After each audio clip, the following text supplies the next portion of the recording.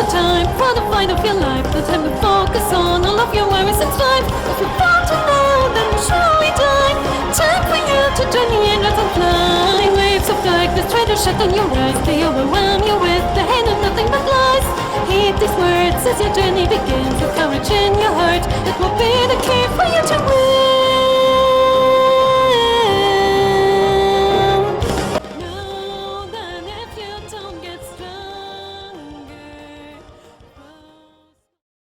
Hello and welcome to a new Kingdom Reviews side series, Zero XP. I'm your host, Future Keybearer.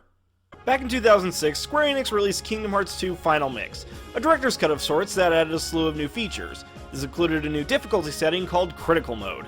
But apparently, the developers weren't content with just that. In Critical Mode, they also added an ability you can equip called Zero XP. By equipping this ability, you do not gain any experience points, meaning you can't level up. Why would you ever want this ability? Because if you equip it at the earliest point possible, you can take on the hardest challenge the game has, beating it at level 1. Evidently, this feature was such a massive hit with the fans that it became a staple of the series moving forward, even to the point of adding it to KH1 when making 1.5. And that's where this side series comes in. Basically me talking about my experiences on my first attempt at completing this challenge on every game that has it, and a few tips I discovered along the way. But as a bit of warning, if this sounds interesting to you, I would honestly recommend you not do this unless Critical Mode alone doesn't really offer any challenge for you. It will greatly test not only your skill, but in-depth knowledge about the games. Hell, doing this might teach you a few things that you never knew. So first up, KH1.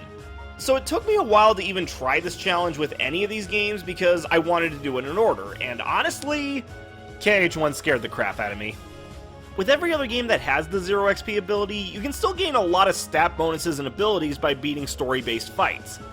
In KH1, it's pretty much all attached to experience points. With that in mind, I figured that by the time I reached Agrabah, I'd be dying in one hit. I'm good at this game, but I'm not no damage good. As I move on to what actually happened, I feel that I should explain my goal with this challenge. I'm just going for main story completion. This means locking all the keyholes, including Olympus Coliseum and 100 Acre Wood. However, I do not have to complete the secret bosses, all the side quests, basically all the stuff for completing the journal. Though admittedly, I may need to do some of them as the rewards are very useful. Also note, most of the gameplay footage you'll see in these videos is from a regular playthrough, because I originally did this before I had decent means of recording, and I am not doing this again. Although, maybe he will on a live stream if people want to see it, Kupo. Shut up! So, not even 2 minutes into the game, I make not only my first mistake, but arguably my biggest. I started this run blind, and I figured because I wasn't going to level up, it didn't really matter what my level ups would look like. So I did what I usually do and picked the sword and gave up the shield. I should have taken the staff. If you take the staff, you'll start the game off with an extra point of MP, and as I would later learn, magic is going to be your best friend in this run. Moving on, nothing really special happened for the first good chunk of the game.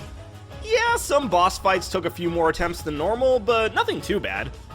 Then I reached Deep Jungle. Specifically, the Clayton fight.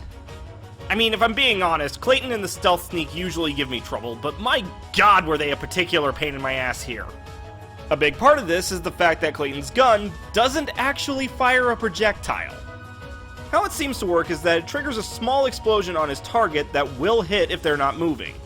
I know this is how it works because at one point I actually smacked Clayton through a wall, and even though I couldn't hit him, he sure as hell could still shoot me.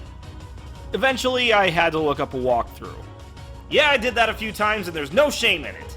Basically, once you knock Clayton off the lizard, you can lead him up to this ledge.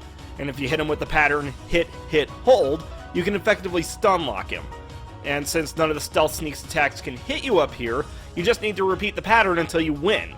Granted, it is possible for the reptile to jump up here too, but that's just a simple matter of jumping off and climbing back on. Normally, I don't condone cheesing a fight like this, but this is Zero XP. These kind of exploits are the only way this run was gonna happen. Nothing major until I reached the dreaded Agrabah, and I learned something interesting. I don't know if this is tied to being level 1, the Zero XP ability, or just the game in general, but the game has an interesting balancing mechanic. The most amount of damage any enemy can do to you, bosses included, is your max HP minus 1. So if you get hit at full health, you're guaranteed to survive. Though you can still get comboed to death, so watch out for that. So yeah, technically my fears of having to do the rest of the game without taking damage were unfounded. Things went smoothly enough following that, except for the Manor Oogie fight and both Ursula fights, which I don't really have strategies for. Eventually came the Maleficent Dragon fight. As this fight severely kicked my ass, I learned about a magical thing I call combo summoning. I think the official fandom term is damage storage, but I like my name better. Basically, whenever you unleash a combo finisher, your damage output gets doubled, which doesn't reset until you land another physical attack. But any magic you cast before that will retain that multiplier. This includes the summons. Combine that with high MP and as many cheer abilities as you can get, and summons can basically curb stop almost any fight. Supposing you do it correctly, of course. Moving on to the Riku Ansem fight, I realized something horrifying. See, my usual strategy with this fight depends on 4 elements. The guard ability, the counterattack ability, stocking up on as many elixirs as I can carry, and any given limit break. Personally, I like Sonic Blade. The problem was, guard, counterattack, and extra item slots are gained through leveling, so over half of my usual strategy that works every single time is now useless. And if I'm being honest, I don't really remember how I managed to do it. I guess just like my original runs of the game, I just got lucky. However, luck was going to get me nowhere for the rest of the game. Which is funny because things seemed to get pretty easy for a while after that. When entering the end of the world, I was terrified of the Invisibles and Angel Stars, but in the first area, it took them like 4 hits to kill me. But I warn you now, do not let that lure you into a false sense of security like it did to me. Because when I got to the end of the world terminus, these things destroyed me. I managed to beat them by spamming stop spells, but man did that catch me off guard. Things got easier again when going up against Chernobog as I combo summoned Mushu and pew-pewed him to death. Which I found funny, not so much because this big monster was beat by a tiny dragon, but because for all intents and purposes, fire should have 0 effect on a guy who has an attack that looks like this. Then came the Gauntlet. The final rush of enemies before the final rest save point is infamous as a 0 XP run killer. And quite frankly, this doesn't surprise me. Here's the strategy for beating this thing. First, some prep. You're going to want to get your MP as high as possible by equipping the Lady Luck Keyblade, the Shiva Belt, and the Crystal Crown. Sorry, the last 2 don't really have any official artwork. In the actual fight, do what you want against the Behemoth, he's not that hard. Once the Dark Balls show up, combo summon Dumbo and take out all but 1. Dismiss Dumbo, finish off the last one combo summoning Simba. As the next wave is spawning, fully charge Simba's attack and release. This should kill all the enemies instantly. If you've done this correctly, you should be able to wash, rinse, and repeat until all the waves are done. But if you're like me and can't do this correctly because you're short 1 MP because of a stupid decision from the beginning of the game, yes, it makes that much of a difference, I say just spam stop spells as best you can. However, if you want your best chance, you'll need to upgrade the stop spell, which includes beating the Phantom boss. This was the only secret boss I took on for this, and here's how I did it. Have Goofy and Peter in your party and unequip every ability they have that consumes MP, except for Goofy's MP gift ability. Then load them up with as many MP restoring items as they can carry. From there, do your best. Eventually, I made it to the final battle. Ansem's first phase was a piece of cake by combo summoning Mushu. Second phase was tricky without guard, but nothing too bad. Then came World of Darkness. Honestly, this wouldn't have been that bad either if not for the stupid laser attack.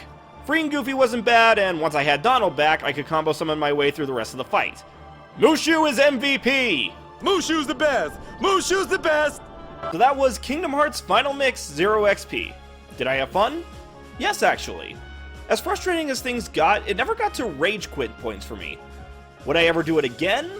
All joking aside, now that I know what I'm doing, I might want to give it another try. Lord knows a normal playthrough is going to be simple and clean compared to this.